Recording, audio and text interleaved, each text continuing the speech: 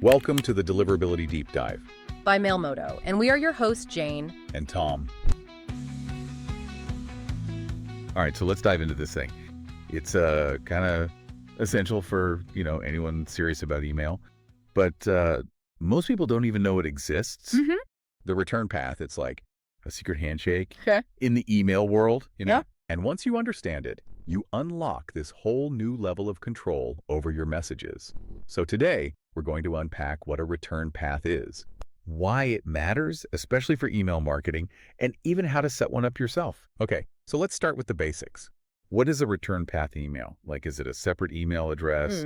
Is it some kind of secret code? Yeah. What are we even talking Well, about? it's not as mysterious as it sounds, really. Just think of it like special instructions embedded in every email you Okay. send. And it tells email servers where to send those, bounce messages if your email can't be delivered for some reason. So instead of all those bounce messages like, clogging up my inbox, they just get redirected somewhere else. Exactly. Keeps your inbox clean. But here's where it gets really interesting. That return path. It's not just about tidying up. It's a gold mine of data for anyone who's serious about email marketing. Okay, so hold on. I'm picturing myself like I'm sending out a newsletter, right? Hundreds of people, and I'm just hoping for the best. But with a return path, I can actually see what happened to each email. You got it. The return path, well, it lets you track those deliveries and bounces. Right. So if you're seeing, a high bounce rate, that's a sign that something's wrong.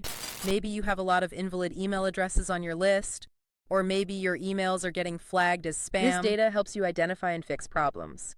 So it's not just about like knowing if an email bounced, but actually understanding like why it bounced. So you can do something about it. Precisely. And having that good sender reputation is, well, it's key to avoiding the spam folder. Yeah. Which is like essential Right. for any email marketer. Sometimes I get these weird emails, right, from something called Mailer Deomon. What is that all about? Like, is it friend or foe? Oh, yeah. The mysterious Mailer Deomon. It sounds scary, but actually, it's your helpful assistant in the email world. Okay, so maybe not a demon then. More like a guardian angel. You could say that. So when an email bounces, the Mailer Deomon automatically generates, a report explaining why it failed. Okay. Sends that report back to you. It even tries to redeliver the email a few times just in case it was just like a temporary issue. So those emails I get, from Mailer Deomon at JWAR, those are actually trying to help me out. I have to admit, I usually just delete those, like without even opening them. They are. Don't delete them. They contain valuable information. Okay, those Mailer Deomon reports can tell you if there's, a typo in the email address, if the recipient's inbox is full, or if there are any server issues, maybe, that are preventing delivery. It's like having a detective on your side helping you, troubleshoot those email problems. Wow. Okay, you've convinced me. From now on, I'm opening those Mailer Deomon emails. You mentioned, that the return path can be so valuable for email marketing. But what about for like everyday email users like me? Well, even if you're not, running a business or sending out newsletters, understanding the return path can help you understand how bounces are dealt with. If you are using an ESP to send emails, the ESP mostly takes care of the return path email setup and analysis and sends you the bounce reports. For example, in Mailmodo, you can read the bounces for each campaign. However, if you are sending the email using some SMTP on your own, then return path, it can help you troubleshoot those frustrating situations where your emails just seem to disappear into thin air. I've definitely had those moments like you send an important email and you never hear back. And you just wonder if it even, and peace of mind, this often chaotic world of email. Yeah, that's right. It is. And for those that want, even more control, there's the option of creating a custom return path. It's a bit more advanced, but it can give you a whole new level of insight and management over your email reputation. Okay, now you've piqued my curiosity, I gotta ask.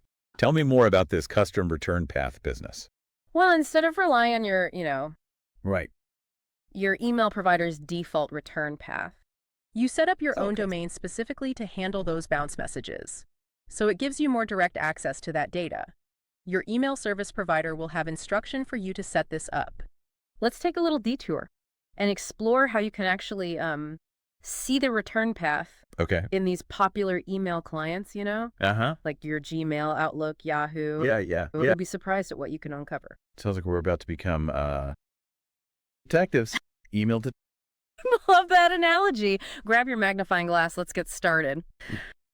All right, so let's put on our detective hats, okay, and figure out how to actually see this mysterious return path, in our emails. Yeah. I'm ready to channel my inner Sherlock Holmes, so let's say, like, I'm using Gmail. Okay.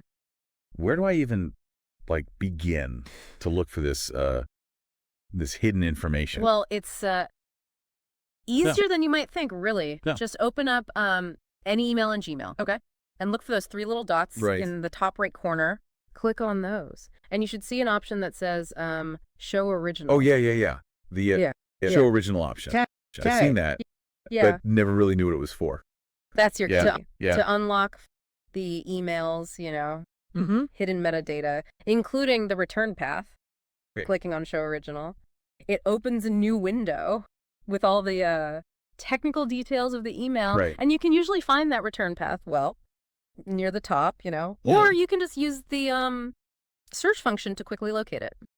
Okay, cool. And what about other email clients? Is it like a similar process? Pretty much. In Outlook, for example, you can just right-click on the email and select View Source. Right. And in Yahoo, you'll find it under View Raw Message in the menu. And in Apple Mail, you have to go to View, then Message, and then finally, All Headers. Wow. So no matter what email client you're using, the return path is just there, hiding in plain sight. It's kind of exciting, to think about all this, behind-the-scenes information that we just usually never even see. It is, and it's a reminder, really, that there's this whole, world of technical complexity that's operating just beneath the surface, right? Something we use every single day. Every day, yeah. But once you become, aware of that world, you can start to navigate it more effectively. That's a good point. Speaking of navigating effectively. And on that note, we'll wrap up this episode of The Deep Dive. Thanks for joining us on this journey into the, often overlooked, and incredibly important world of return paths.